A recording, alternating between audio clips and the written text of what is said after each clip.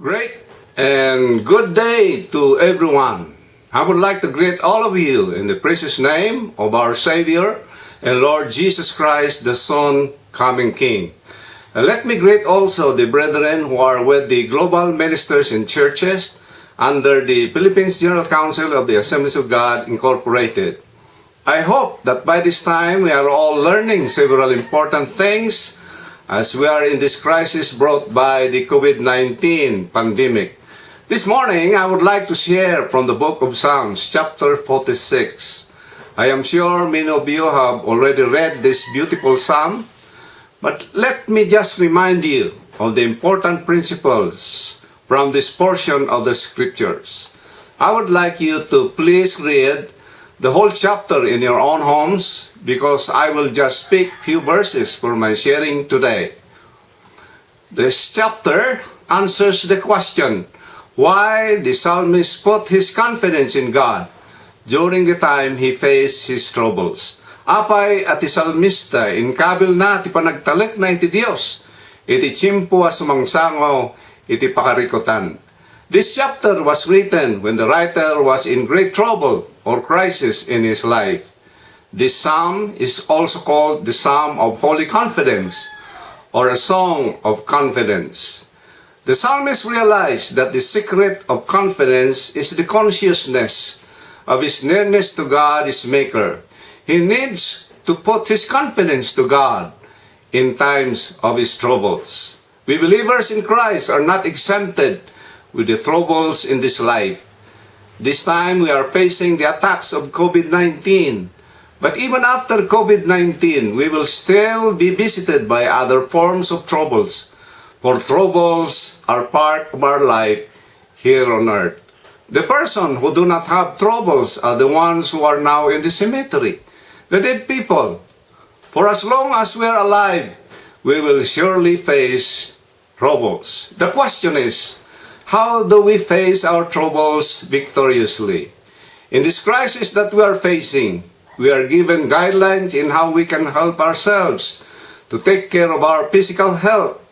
And we must obey these health rules, such as we must wash our hands thoroughly with soap and water in 20 seconds. We must wear our mask when going out from our homes.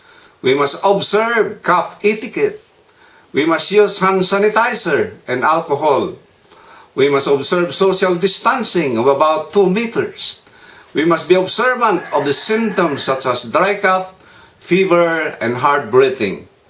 It is also nice to learn other things like we must save money.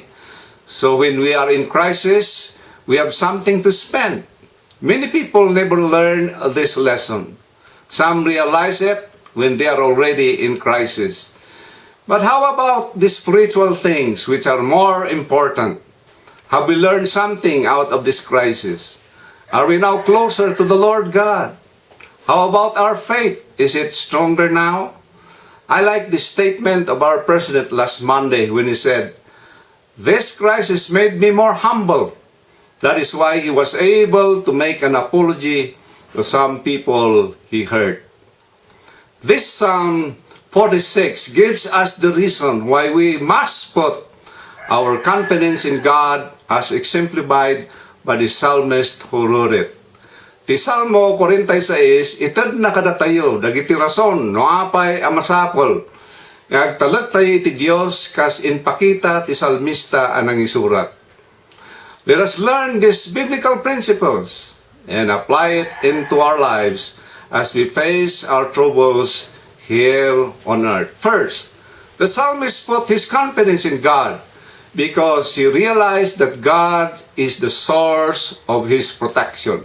Umuna, ti salmista inkabilna ti panagtalek na iti Dios, gaputa na bigbig na ngayso, ti paggapuan ti panakaiwan na. Verses 1 to 3 talk about this truth. Verse 1 says, God is our shelter and strength, always ready to help in times of trouble. This verse talks about 3 things that shows that God is our protection. He is our refuge, the only safe place we can go in times of troubles. He is our strength, the only strength that is unconquerable and undefeated. He is our help, the only source of true and faithful help. The psalmist looked to God in times of his troubles and found this protection. He also knew that his role is to put his holy confidence in God, and he will surely receive his protection. Brethren, God is the source of our protection. This protection is real. He is our refuge, our strength, and our help. We therefore must put our confidence in Him. Hebrews chapter 13, verse 5, the second part of this verse says, "The Lord says, I will never leave you, nor forsake you." In Revelation chapter 3, verse 10, it says, "Because you have kept my command to endure, I will also keep you safe from the time of trouble, which is coming upon the world to test all the people on earth. Therefore, let us not fear. Instead, let us put our confidence in God, for He is the real source of our protection." Praise the name of the Lord God. Another reason why the psalmist put his confidence in God is because he realized that God is the source of his pleasure. Sa bali pa'y rason, mga panginkabil ti salmista, ti panagtalek na iti Dios, gaputa iso ti paggapuan ti panagraguna. Verses 4 and 5 support this truth. Verse 4 says, "There is a river that brings joy to the city of God, to the sacred house of the Most High." The word river in this verse is taking the idea about God the Father, the Son, and the Holy Spirit. This river will give us joy or pleasure, which result to rest, comfort, even in times of trouble. The praised city of God means His people. In the New Testament, it is translated as the church, and the church is us. We are His sacred house, sacred people, meaning His sacred church. Peter talks about this in his book in 1 Peter chapter 2, verse 9, the first part of this verse, where it says, "But you are the chosen race, the king's priest, the holy, sacred nation, God's own people." The triune God will surely minister to us when we face our troubles in life. This joy is from God, and it is eternal. The world cannot give this joy. Even our money and our education cannot give this eternal joy. Although they are good, but they are temporal. The joy that God gives us is eternal and precious, for it gives us rest in our souls, comfort in our spirits, and pleasures of eternal value in times of our trouble. Therefore, brethren, we can put our confidence in God because He is the source of our eternal and holy pleasure. Praise the name of the Lord God. Furthermore, the psalmist put his confidence in God because he realized that God is the source of his power. May nainpay ti salmista inkabilna ti panagtalek na iti Dios, gaputa na bigbig na ti Dios, iso ti paggapuan ti panakabalin na. Verse 6 to 9 brings this truth to us. Verse 7, it says, "The Lord Almighty." We notice that God is not just mighty, He is almighty, meaning all-powerful, the omnipotent God. The psalmist realized this truth, that God is more powerful than his enemies. He is greater than the troubles he is facing. The psalmist realized that if he puts his confidence in the powerful God, he is a sure winner. 1 John chapter 4, verse 4 says, "You are of God, little children, and have overcome them, because he who is in you is greater than he who is in the world." Somebody said, "The enemy is strong, we are weak. The Lord God is stronger than our enemies. And if the Lord God is in us, we are stronger than the enemy. And we can surely overcome all the troubles we face. With God's power, we can defeat COVID-19 and its effects. I remember a story about a skinny traffic policeman. He was able to stop a big truck driven by a driver with big body who violated traffic rule.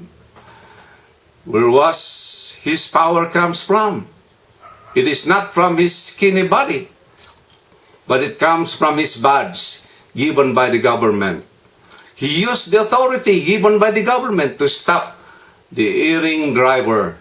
Our power comes from God, not from this world. We therefore can put our confidence in God because He is the source of sufficient power to overcome our troubles and problems in life. Therefore, brethren, we can put our confidence in Him because God is the source of our power to overcome trials, troubles, and problems we face here on earth. Finally, the psalmist put his confidence in God because he realized that the presence of God is with him. Maudi, ti salmista inkabilna, ti panagtalek na iti Dios. Gaputa na bigbig na at ti presensya ti Dios at dakin kwana. Verses 10 and 11 give this truth. Verse 11, the second part of this verse says, is with us. The Lord Almighty is with us. The psalmist realized that God is with him during the times he was fighting his enemies and facing his troubles. In the life of Moses, when he was leading the Israelites, he put great importance to the presence of the Lord God.